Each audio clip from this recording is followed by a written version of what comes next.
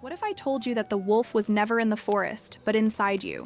What if I told you that this story you've known since childhood isn't about a lost girl, but about a soul finding itself? Pause for a moment, take a deep breath, and get ready to see with different eyes. You've heard this story: an innocent girl, a basket of sweets, a sick grandmother, and a hungry wolf. But that's just the shell. The real story lies beneath the skin, between the bones, within the closed eyes you avoid looking at, in the memories you buried, in the parts of yourself you learned to hate. What they never told you is that this is not a fable about obedience, it's a ritual about awakening. A rite of passage whispered between clenched teeth, spoken in whispers, passed down through the generations like a secret code. This story is a map to your own unconscious, a guide for the most dangerous and necessary journey of all, the journey into yourself. And today we're going to walk every trail on this map. Don't divert your attention and pay attention to the clues. It all starts in the forest, but not just any forest. This dark, shadowy forest doesn't exist on any map. It exists within you. It is you. Every tree in this forest is a repressed memory. Every twisting branch points to a truth you don't want to see. Every root emerging from the soil is a trauma you've tried to forget, but which pulses, alive, underground. The forest is dark because you've learned to fear what you can't control. It's dense because you've accumulated layers and layers of masks, inner personas, versions of yourself that aim to please others. And in the center of this forest, in the beating heart of this wild unconscious, lives everything you were taught to reject. The forest whispers. If you stop to listen, really listen, you'll hear your own voice. The voice you had before they learned to silence you. The voice that knew things, that felt things, that desired without shame. But you learned not to listen. You learned that the forest was dangerous, that the voices within were lies, that it was better to follow the illuminated path, the approved path, the path everyone applauds. And Little Red Riding Hood walks, obedient, small, fragile. Red Riding Hood. Look at her. Really look. See the stiffness in her shoulders? The way her steps are small, measured, as if she's afraid to take up too much space? See how her eyes look down, avoiding finding her own reflection in the puddles along the path? That girl is you. It's the part of you that learned to make itself small to survive. The part that smiles when it wants to cry. That says, it's okay when everything is falling apart. Who carries baskets of other people's expectations as if they were his own wishes. The Red Hood. Ah, the Red Hood. Red as the blood that has already been spilled. The blood of all the women who came before, who fought, who were silenced, who opened paths you didn't even know existed yet. Red like the desire no one dares to name.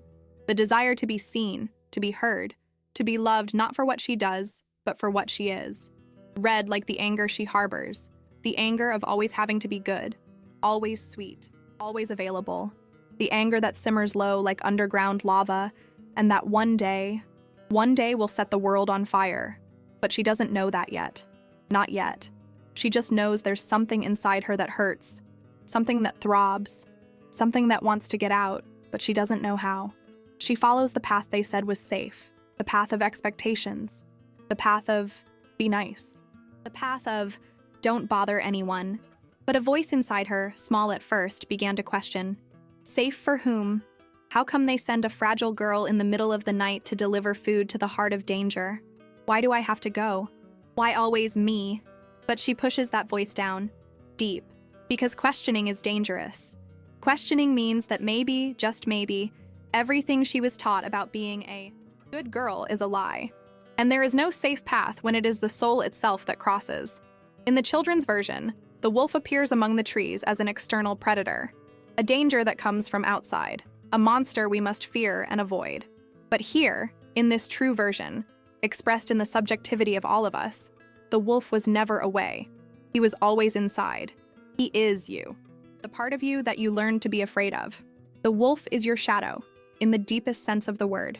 It is everything you have been taught, and also taught, to reject in yourself.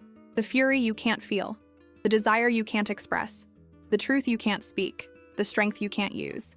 It has no physical form because it doesn't need to. It lives in the warm breath on the back of your neck when you're alone in the dark, in the whisper between your thoughts when everyone else is asleep, in the muffled laughter every time you try to be too good, too small, too invisible. Do you feel it? Do you feel it when you're in a meeting and want to shout the truth, but you smile and agree? Do you feel it when someone disrespects you and you want to explode, but apologize as if it were your fault? Do you feel it when you look in the mirror and see someone you no longer recognize? That's the wolf inside you, the hungry she-wolf. And in the girl's mind, as she walked through the ever-denser forest, he began to speak. At first, just whispers. Then, questions, and more questions she didn't want to hear.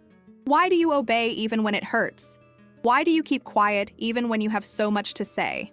Why do you make yourself small to fit into the world of others when you were born to be immense? Each question was a bite. Invisible to others, but deep in her soul. When was the last time you said no? When was the last time you chose to love yourself, to be yourself? What do you really want, Little Red Riding Hood? What do you want? What do you want? And she didn't know how to answer. Because for so long she had only known how to want what others wanted her to want, that it never even crossed her mind, her soul, her heart, that she wanted something true just for herself. Along the way, as the forest swallows the safe path, she encounters forks, uncharted paths, trails no good girl should explore. There are flowers she's never seen, flowers that exude a strange, almost hypnotic scent, flowers that make her heart beat faster, flowers that awaken something primal, animal, something wild. There are strange fruits hanging from low branches, fruits of impossible colors that provoke unfamiliar sensations. There are streams that sing songs she doesn't recognize, but that her soul has known forever. She hesitates. She feels. She wants. She wants to touch the forbidden fruit. She wants to hear what the stream is singing. She wants to follow the path no good girl would follow. But then remember what they always said. Don't stray from the trail, girl. Don't touch what you don't know. Don't wish too much. A girl who wishes too much is no good. Be grateful for what you have. Don't ask so much. Don't dream too big. And every no is an invisible rope pulling her back onto the narrow path. Every rule is a stone in her chest. Every expectation is a gilded cage. O Lobo Re. And each of his laughs echoes what she herself silenced. Each laugh is a slap in the face of her cowardice. It is the fateful reality where the sound of her own freedom was being stifled. But something strange begins to happen as she goes deeper into the forest. The no's begin to grow weaker. The invisible strings begin to loosen. Because she's far away. Far from the eyes that watch. Far from the voices that control. Far from the world that demands she be anything but herself. And for the first time in a long time, she hears silence. Not the silence of repression. The silence of possibility. The forest thickens. The light disappears completely. The trees are no longer just trees. They are columns of an ancient temple. A temple dedicated to forgotten goddesses. Goddesses who knew of feminine power before it was domesticated. The ground creaks. It's not dry leaves, it's bones. Bones of all the versions of herself she buried so she could behave. Bones of undreamed dreams. Of unspoken words. Of unloved loves. And yet, she continues. Because something inside her, something stronger than fear, is more curious than terrified. Something ancient awakens. Something that recognizes this place. Something that knows she's been here before. Long before she was born. Long before they learned to domesticate her. She begins to feel changes in her body. Her steps become firmer. Her breathing becomes deeper. Her heart beats at a different rhythm, not the frantic rhythm of anxiety, but the deep, steady rhythm of arriving home. Home? Yes. This terrifying forest, this wild unconscious. It's home. It's the place she's always belonged, but was taught to fear. She arrives at her grandmother's house. But look at this house. Really look. See how the windows are too small? How the door looks like a mouth ready to swallow? How the whole building seems smaller? Who enters? It's not a refuge. It's an altar of other people's dreams. A museum of rules. A sanctuary of conformity, of plans, of agreements made before she existed for her. Curtains sewn with social norms. Every stitch is a limitation. Every fabric is a must be this way. Each embroidered pattern tells the story of all the women who passed through there and conformed, adapted, diminished themselves. Armchairs smelling of silence. Not the sacred silence of contemplation. The suffocating silence of voices silenced. Of laughter suppressed. Of screams turned to whispers. Walls with embroidery that tell you to smile even when it hurts. Always be cheerful. Don't show weakness. A strong woman doesn't cry, remember the Spartans? Be grateful. Be sweet. Be. Be anything but authentic, but yourself. Grandma is waiting for her. But look closely. Look very closely. She's not lying down like in traditional versions. She's sitting, upright, watchful, eyes too big. They're not eyes that see with love. They're eyes that watch, that check, that evaluate and judge. Eyes that silently ask, are you behaving? Are you being a good girl? Are you doing what you're supposed to do? Ears that are too big. They're not ears that listen with compassion. They're ears that intercept secrets, who catch every whisper of rebellion, who hear every thought that shouldn't be thought. Hands that are too big. They're not hands that welcome. They're hands that mold, that push back into place, that hold too tightly, that don't let go. Hands that sculpt behaviors like someone sculpting clay. And big teeth. Ah, these big teeth. They are not for eating meat, but for devouring freedom, for chewing dreams, for crushing authenticity. Teeth that smile as they consume your true essence. In this story, the grandmother is the system. It's patriarchy disguised as love. It's oppression disguised as protection. It's the name of the tradition perpetuated by women themselves. The grandmother isn't evil. She's just the most tragic part. She truly believes she's protecting her granddaughter, Little Red Riding Hood. She truly thinks she's doing the best, because she herself was shaped by another grandmother, who was shaped by another, in an endless line of women teaching other women to diminish themselves to survive. She means no harm, but you want everything to stay the same. You want security at the expense of authenticity. You want predictability at the expense of magic. You want control at the expense of life. And that's when Little Red Riding Hood looks at her grandmother, really looks, with the eyes that the forest has awakened, with eyes that now the wolf inside her has awakened, and finally growls loud enough for her to hear clearly. Those eyes were never just love. They were surveillance. These hands never just held you. They squeezed you until you fit into the shape they chose for you. This house is not just a home. It's a prison with beautiful furniture. And you are not a granddaughter to be protected. You are a soul to be freed. And then, something breaks. It doesn't break on the outside. It breaks on the inside. A crack in the center of her chest. A fissure in the structure of obedience that has sustained her for so long. Little Red Riding Hood doesn't want to be good anymore. She wants to be just herself, to be whole. It doesn't want to fit anymore. It wants to expand. It wants to break. It wants to explode. She no longer wants to carry baskets of food for grandmothers who belittle her. She wants to carry torches that set the world ablaze with her truth. And for the first time in her life, she does something she's never done before. She disobeys. She questions the status. She sees the truth she always knew is there, and she leaves the house. He doesn't walk. He doesn't leave politely. He runs away. He runs as if his life depended on it. And it does.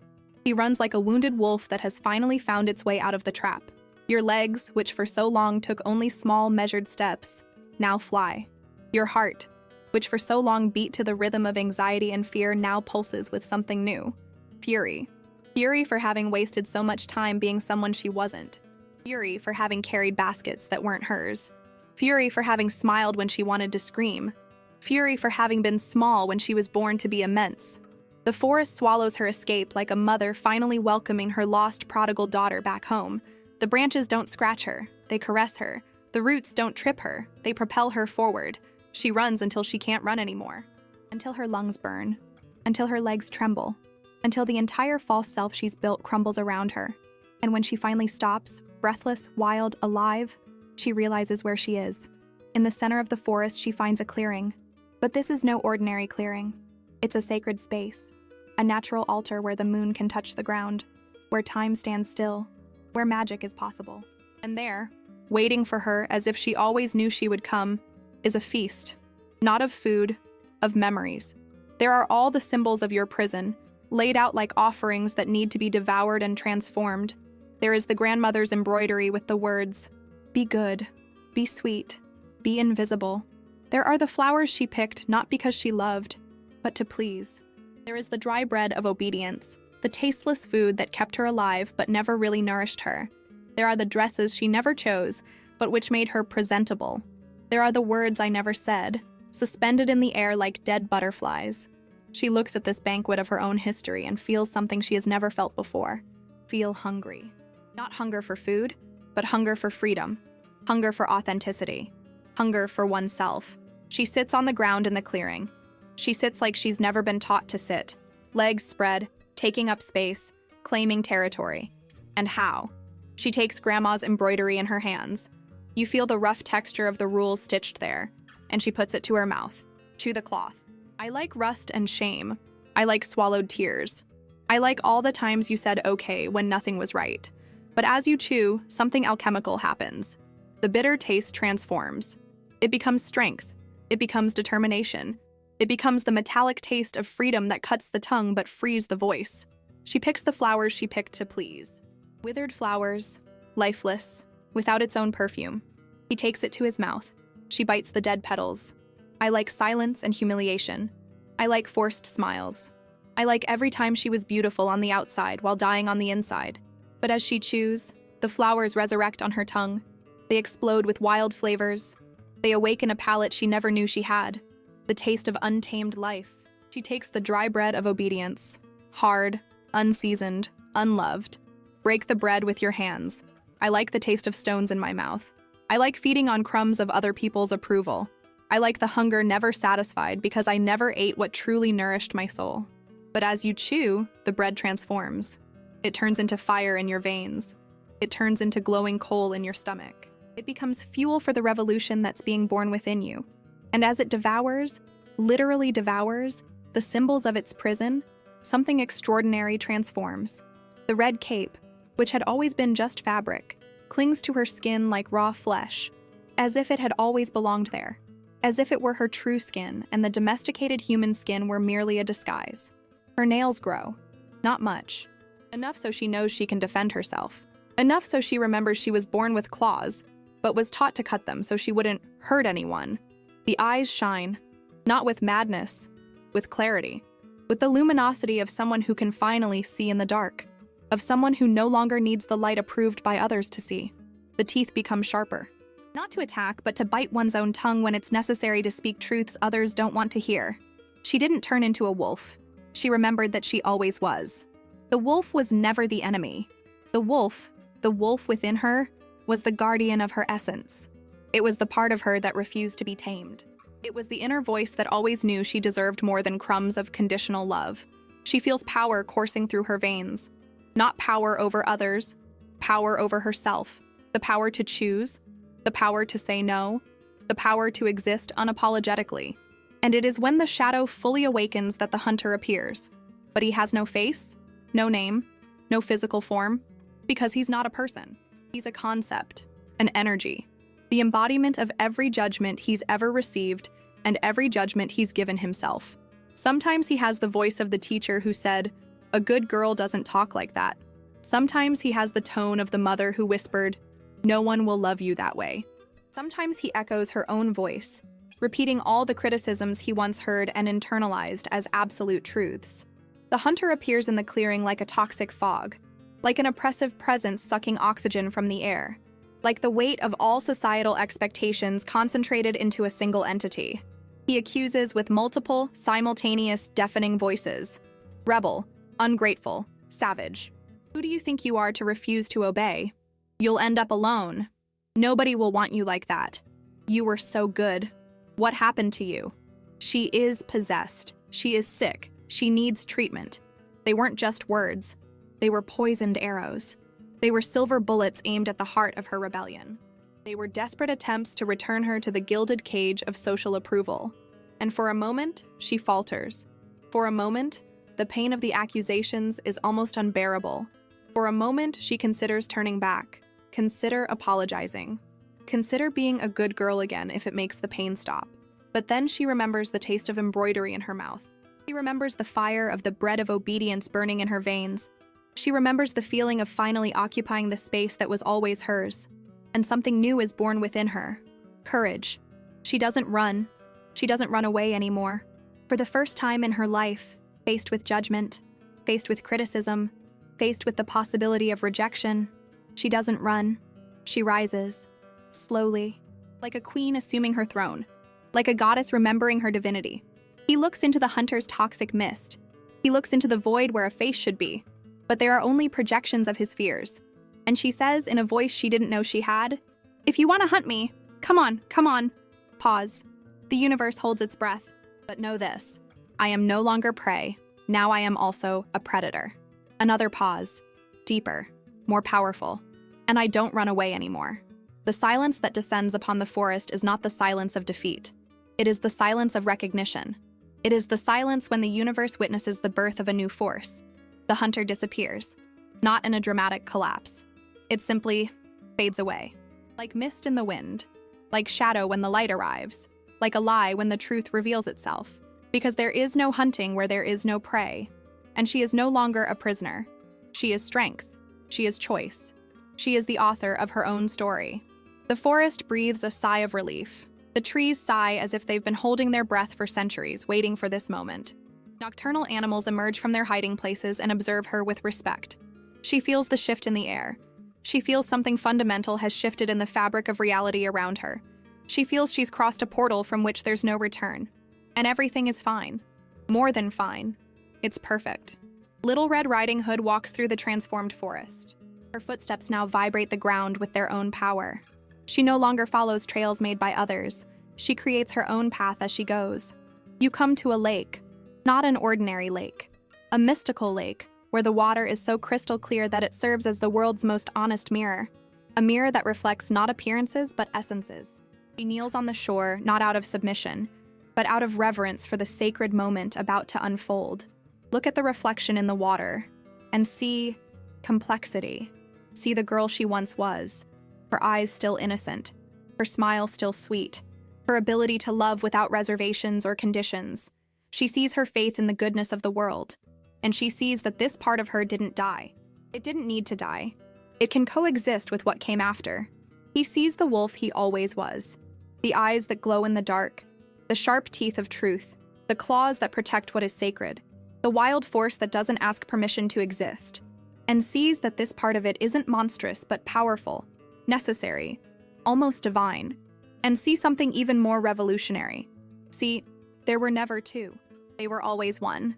The girl and the wolf, beauty and the beast, sweetness and fury, vulnerability and strength, light and shadow, the yin and yang of your own soul.